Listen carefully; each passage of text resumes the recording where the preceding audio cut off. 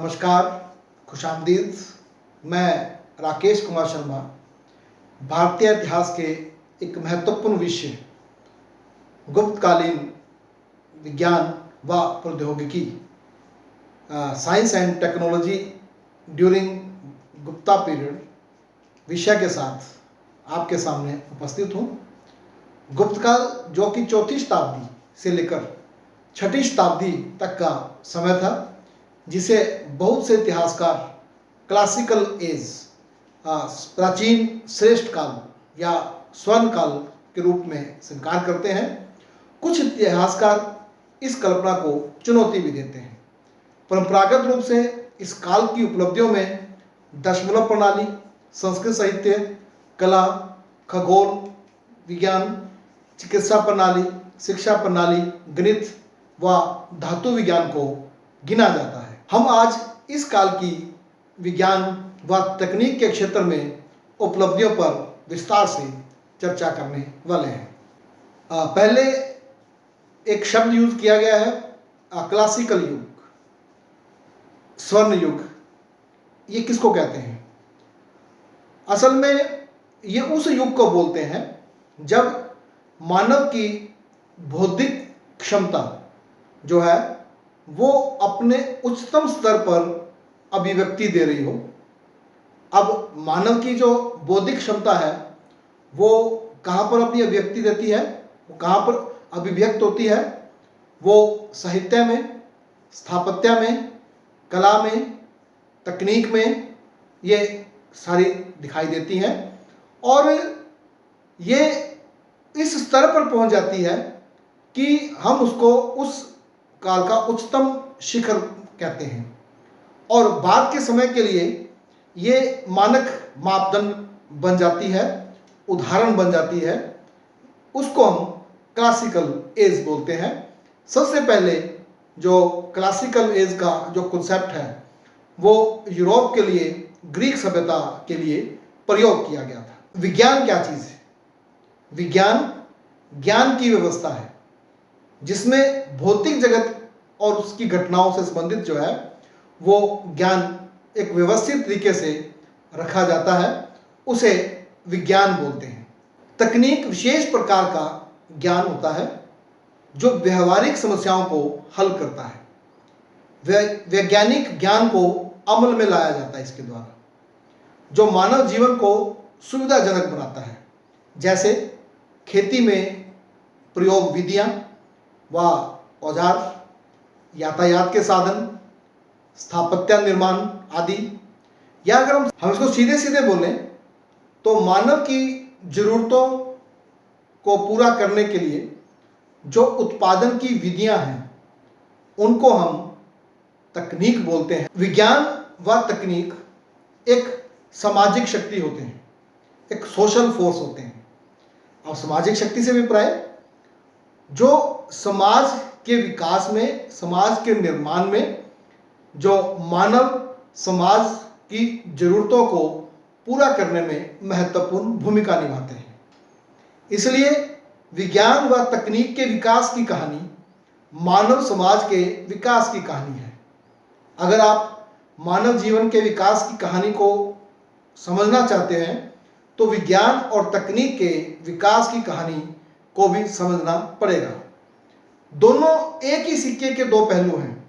अब हम कहें कि हमें इसकी जानकारी कैसे प्राप्त होगी? अगर हम ये कहें गुप्त काल कि हमें जानकारी प्राप्त करनी है तो सीधा प्रश्न आएगा कि हमें उस काल की जानकारी कहां से प्राप्त होगी, उसके स्रोत क्या है? तो उस काल में शिलालेख, सिक्के, मोहरें, मूर्तियां, विदेशी यात्रियों के वृत्तांत जिनमें फाहियान के वृत्तांत, जातक ग्रंथ, पुराण, आर्य मंजूश्री मूलकल्प, देवी चंद्रगुप्तम, विष्णु पुराण, वायु पुराण, भागवत पुराण, वात्स्यायन की कामसूत्र, ये साहित्यिक स्रोत। और इसके अलावा जो प्राचीन प्रसिद्ध त्योहार व अनुष्ठान हैं उन सबको मिलाकर जो है हम उस समय के समाज की एक तस्वीर बना सकते हैं और हम उसकी एक तस्वीर बनाते हैं। अब इन स्रोतों के आधार पर इतिहास लिखा जाता है। वैसे भारत में किसी भी राजा या वंश के खत्म होते ही उसे भुला दिया जाता था। गुप्त काल के साथ भी ऐसा ही हुआ। पतन के बाद इसे भुला दिया गया था। 19वीं शताब्दी में जब इतिहास लेखन शुरू हुआ, जब रिकॉर्ड्स को फिर से पढ़ा जाना शुरू हुआ, तो फिर से गुप्त काल जो है उसको याद किया जाना शुरू हुआ। सबसे पहले प्रयाग स्तंभ लेख से समुद्रगुप्त की जानकारी मिलती है। 1904 ईस्वी में विंसेंट ए स्मिथ ने एक किताब अर्ली हिस्ट्री ऑफ इंडिया लिखी, जिसमें समुद्रगुप्त की तुलना नेपोलियन के साथ की। उन्होंने समुद्रगुप्त को भारतीय नेपोलियन कहा, उनके साम्राज्य प्रसार की भावनाओं और विजयों को लेकर। 1920 के अंदर एक दूसरी किताब जो बड़ी इंपॉर्टेंट किताब है भंडारकर जी की, a peep into the early history of India. इसमें तथ्यों को आधार बनाकर जो है भंडारकर जी भारतीय इतिहासकारों की उस श्रेणी में आते हैं जो तथ्यों को आधार बनाकर ऑब्जेक्टिव हिस्ट्री लिखने की कोशिश करने वाले में से एक थे। तो अब इतिहास जो है 20वीं शताब्दी के अंदर जो लिखा जाना शुरू हुआ, खासकर गुप्ता पीरियड के बारे में, तो 20वीं सदी के शुरू के अधिकतर जो विद्वान हैं वो गुप्त काल को जो है भारत का क्लासिकल एज, भारत का स्वर्ण युग स्वीकार करते हैं।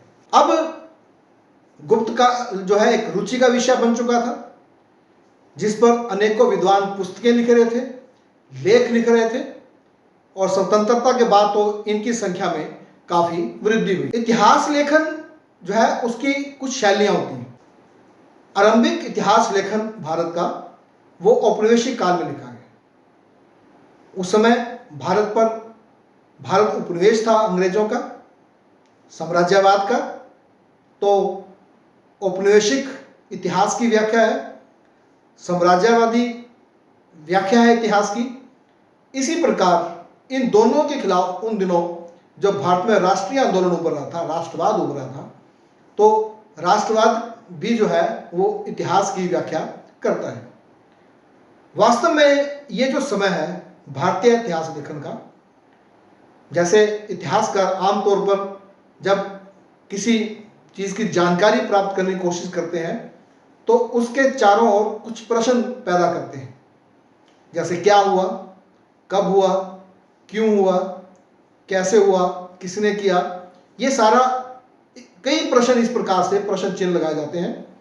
लेकिन जो प्रारंभिक भारतीय इतिहास लेखन है वो एक मुख्य प्रश्न के चारों ओर था, क्या हुआ।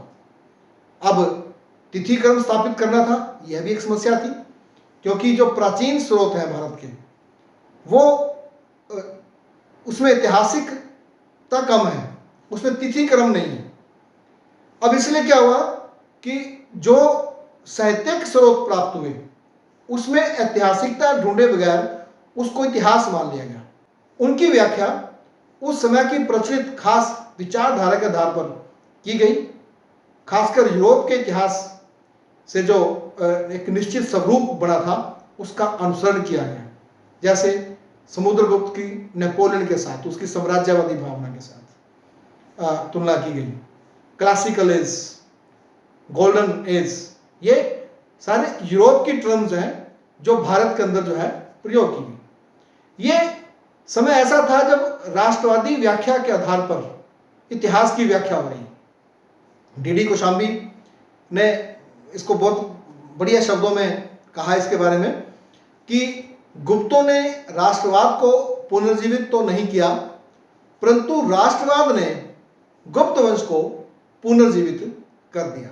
ये जो गुप्त काल है जिसके हम उपलब्धियों की चर्चा कर रहे हैं, उस समय जो समाज है उसकी पृष्ठभूमि क्या है। अब ये शांति और समृद्धि का काल है। लोहे व तांबे का प्रयोग जो है वो बहुतायत में है। अब लोहे के ज़्यादा प्रयोग का मतलब है कि कृषि जो है उसका विकास हो रहा था, कृषि उन्नति की दशा में थी, ज़्यादा क्षेत्र में जो है वो खेती हो रही थी, और वात्स्यायन द्वारा रचित कामसूत्र में यह समय समृद्धि का माना गया है। कामसूत्र के आधार पर यह एक कल्पना की गई है। उस समय का जो अमीर वर्ग है वो सुविधाजनक और ऐश्वर्य का जीवन जीता था, और आम लोगों को भी सुविधाजनक चीज़ें जो हैं उपलब्ध। अब दूसरी चीज़, उस समय के शिक्षण संस्थान भारत के अंदर उस समय जो शिक्षण संस्थान है वो विश्व प्रसिद्ध थे। जैसे नालंदा विश्वविद्यालय ज्ञान की सभी शाखाओं के लिए जो है ये प्रसिद्ध था। तक्षशिला जो है वो चिकित्सा के लिए, और उज्जैन खगोल विज्ञान के लिए प्रसिद्ध था।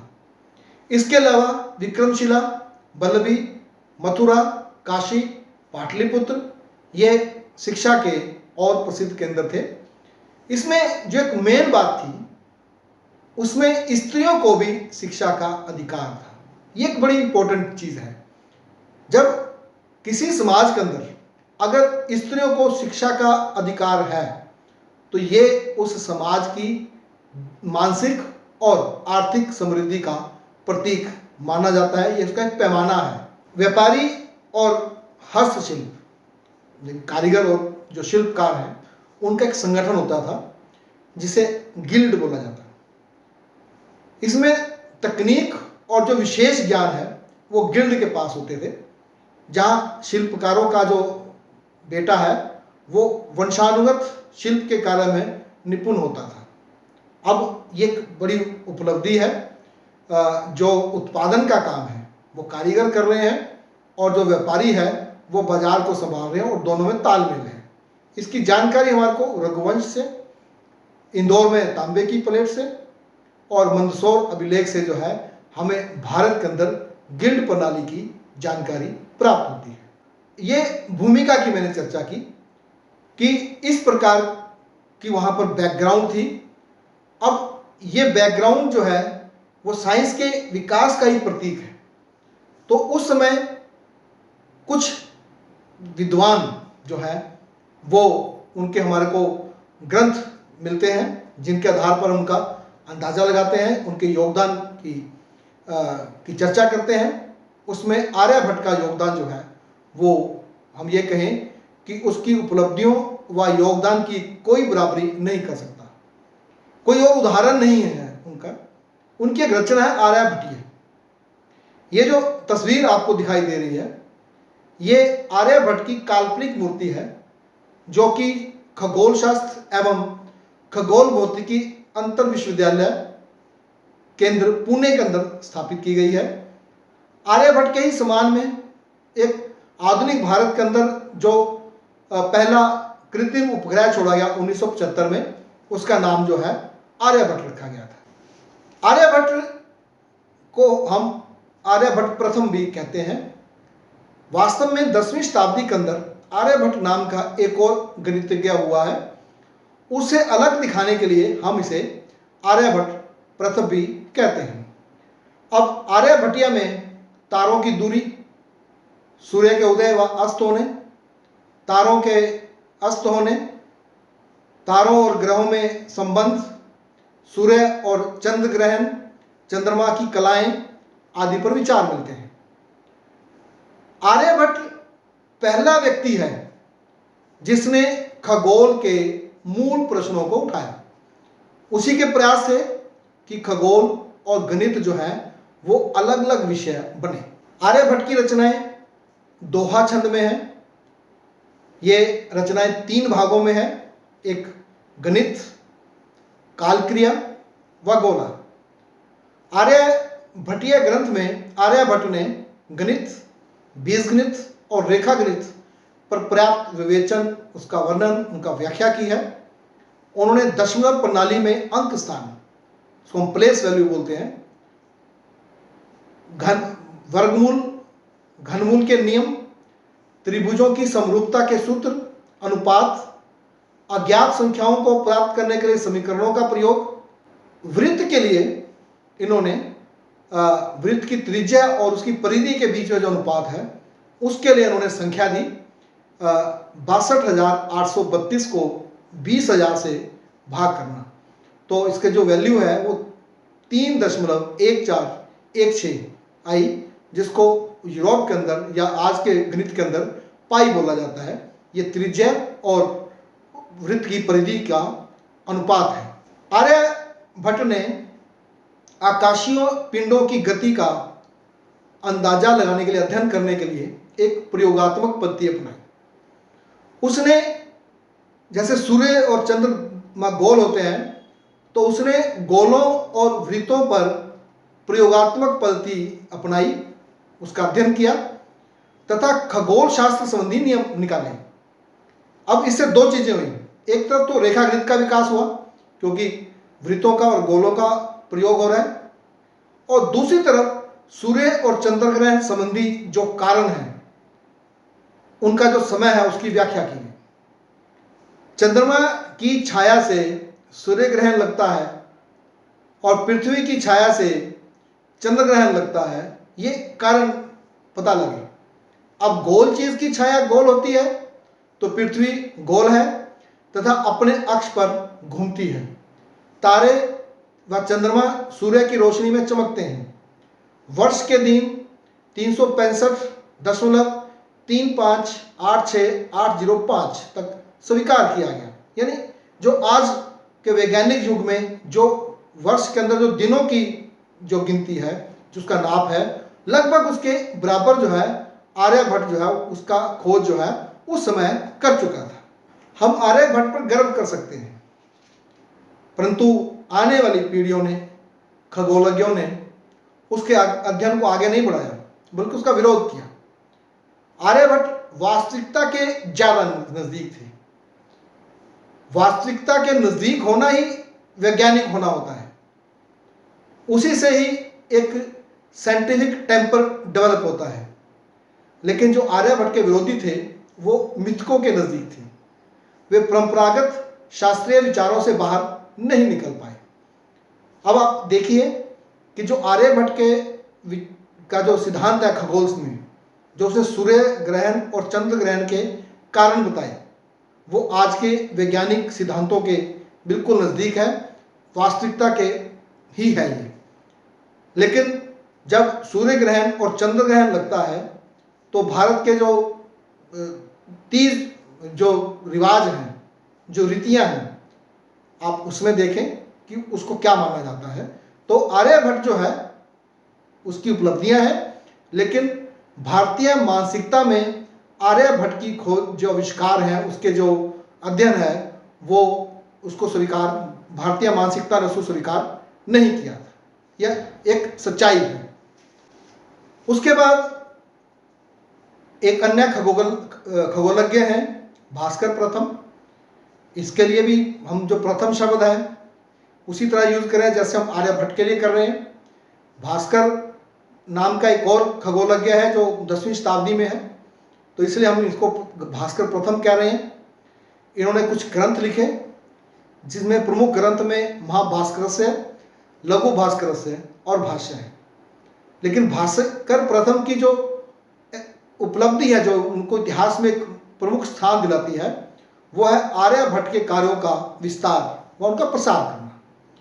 उनकी रचना आर्यभट्टीय भाष्य, जो आर्यभट्टिया पर टीका है, उसकी व्याख्या है, जिससे हमें आर्यभट्टीय की जानकारी मिलती है। खगोल व गणित के क्षेत्र में एक और जो विद्वान है वो ब्रह्मगुप्त हैं। उनका इस क्षेत्र में बहुत बड़ा योगदान रहा है। ब्रह्म स्फुटिक सिद्धांत, इन्होंने इस ग्रंथ की रचना की, जिसमें खगोल व गणित के नियमों का वर्णन है।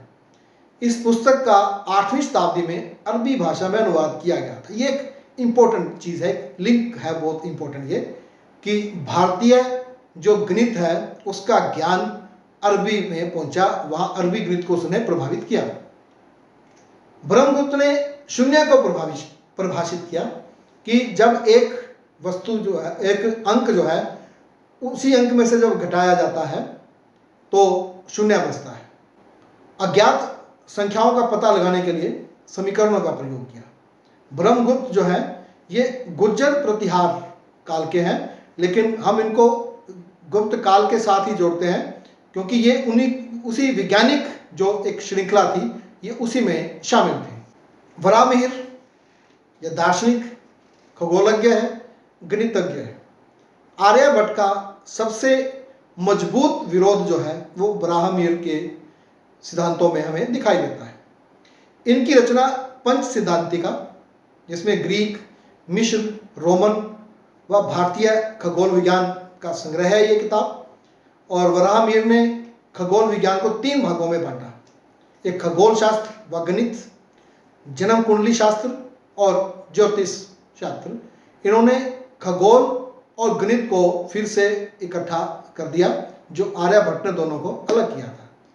वराहमिहिर जो है ये ज्योतिष के ऊपर ज़्यादा जोर देते हैं। इनकी रुचि ज्योतिष शास्त्र में है। बृहत जातक, लघु जातक यानी जन्म से संबंधित, जन्म कुंडली पर इनके 2 लेख इन्होंने लिखे। इनका ज्योतिष पर महत्वपूर्ण ग्रंथ बृहत संहिता है। पृथ्वी यशस ये वराहमिहिर का बेटा था, जिसने अपने पिता के काम को आगे बढ़ाया और होरशब्द पंचाशिका नामक एक ज्योतिष ग्रंथ की रचना की। लल ये आर्यभट्ट का शिष्य था, जिसने रतन कोश नामक एक ग्रंथ की रचना की थी। ये विद्वानों के नाम थे जिनके हमारे को ग्रंथ मिलते हैं, और उन ग्रंथों के आधार पर हम इन विद्वानों के विचारों का और उनके योगदान की हमें जानकारी मिलती है। अब रसायन विज्ञान व धातु विज्ञान का उस समय काफ़ी विकास हो चुका था। अब उस समय की अधिकतर वस्तुएं हमें प्राप्त नहीं होती हैं, वो नष्ट हो गई होंगी, लेकिन उस समय का एक शानदार व असाधारण अवशेष लौह स्तंभ है, जो कि दिल्ली के महरौली में कुतुब भवन में स्थित है। 7 मीटर यानी कि 23 फीट ऊंचा यह लोहे का स्तंभ है, जिसे 5वीं शताब्दी के शुरू में बनाया गया था और जिसे आज तक जंग नहीं लगा है। यह एक इंपॉर्टेंट चीज़ है। यूरोप के विद्वान इस बात को देखकर हैरान रह गए कि उस समय 5वीं शताब्दी में भारत के अंदर धातु विज्ञान इतना विकसित अवस्था में था कि जो धातुएं बनाई जा रही हैं, ऐसी धातुएं बनाई जा रही हैं जिन पर जंग नहीं लग रहा है। ये महात्मा बुद्ध की तांबे की मूर्ति है, जो आज बर्मिंघम के म्यूजियम में है। ये खुद ही अपनी कहानी बता रही है। इसके अंदर आप उस समय के शिल्पकारी का ये उदाहरण है। धातु विज्ञान, धातु को गलाकर ये आकार देना, ये तस्वीर अपने आप ही अपनी को बता रही है कि विज्ञान और तकनीक जो है इसके लिए, इसको बनाने के लिए कैसे यूज़ की गई होगी। सिक्के, मोहरें, ताम्रपत्र और ताम्रपत्रों के साथ मोहरों का लगा होना, ये आप देख सकते हैं सिक्कों में कि कितनी सुंदर शिल्पकारी और है इसके अंदर, और साथ ही धातु विज्ञान भी जो है आप इसके अंदर देख सकते हैं। बौद्ध विद्वान नागार्जुन रसायन व धातु वैज्ञानिक थे। उन्होंने सोना, चांदी, तांबा, लोहा आदि खनिजों के रासायनिक प्रयोगों से रोग निवारण पद्धतियां निकाली। वराहमिहिर ने लोहे व पारे के उपयोग का उल्लेख किया है। उस समय चिकित्सा पद्धति भी अच्छी अवस्था में थी, विकसित अवस्था में थी। रस व भस्म, शल्य चिकित्सा, बाल रोग चिकित्सा, ये समेत जो है 8 शाखाएं जो है चिकित्सा की वो प्रचलित थी। इस काल का जो प्रमुख चिकित्सक है बाघभट्ट, जिसने आयुर्वेद पर जो है अष्टांग संग्रह की रचना की थी। औषध विज्ञान से संबंधित 3 ग्रंथ हमारे को 1890 ईस्वी में काशगर के पास एक स्तूप से मिले हैं, जिससे उनका नाम, इसकी रचना किसने की ये नहीं पता लगता है, पर एक ग्रंथ के अंदर लहसुन का अध्ययन, पाचन व आंख के रोगों के उपचार का वर्णन किया गया है। दूसरे में 14 प्रकार के उपटन बनाने की विधियां हैं। तीसरा ग्रंथ महत्वपूर्ण है, जिसका नाम नवनीतक है। इसमें कई प्रकार के चूर्ण, तेल, और काढ़े बनाने का वर्णन है। भारत में पहली बार पशु चिकित्सा के क्षेत्र की एक रोचक जानकारी हमारे को मिलती है। पालकाव्य नामक पशु चिकित्सक ने हस्त्यायुर्वेद नामक ग्रंथ की रचना की, जिसमें हाथियों के विभिन्न रोगों व उनके उपचार का वर्णन है। शालिहोत्र ने अश्वशास्त्र की रचना की, जिसमें घोड़ों से संबंधित रोगों व उपचार विधियों का वर्णन है। अब ये दोनों जो पशु हैं, घोड़ा और हाथी, ये सेना के लिए, उस समय के शासक वर्ग के लिए ये उपयोगी जो हैं थे। तो हम क्या देख रहे हैं पूरे इस चर्चा के अंदर कि गुप्त काल जो है वो विज्ञान के क्षेत्र में, तकनीक के क्षेत्र में एक स्तर प्राप्त कर चुका था। अब इसके अंदर एक और इसके आप योगदान को देखें कि भारत का जो अंक प्रणाली है, ये भारत से अरब में पहुंची, और अरब के अंदर जो अंक प्रणाली है उसको हिंसा बोला जाता है, हिंद से आया हुआ, और वहां से ये प्रणाली जो है ये यूरोप पहुंची। यूरोप के अंदर इसने रोमन अंक प्रणाली का स्थान लिया। अब रोमन अंक प्रणाली के अंदर शून्य नहीं है, उसमें शून्य नहीं होता है। तो जब हिंदू अरबी अंक प्रणाली यूरोप पहुंची तो वहां पर जो गणित के जो बेसिक नियम हैं जो उनका करना आसान हुआ। जैसे जो गणित का मूल गणन है, जमा, घटाओ, गुना और भाग, ये आसान हो गया। अब जब ये आसान हो गया तो बड़ी गणनाएं करनी आसान हो गई। इससे क्या हुआ, यूरोप के अंदर व्यापार में वृद्धि हुई, व्यापार बढ़ा, और ये जो अंक प्रणाली है इसने यूरोप के अंदर आधुनिक युग लाने में महत्वपूर्ण भूमिका निभाई। वहां पर जो पुनर्जागरण है उसके अंदर भी इस प्रणाली ने एक भूमिका निभाई।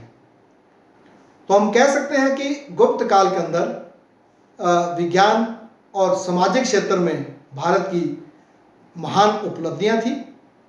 इन्हीं शब्दों के साथ आप लोगों का धन्यवाद।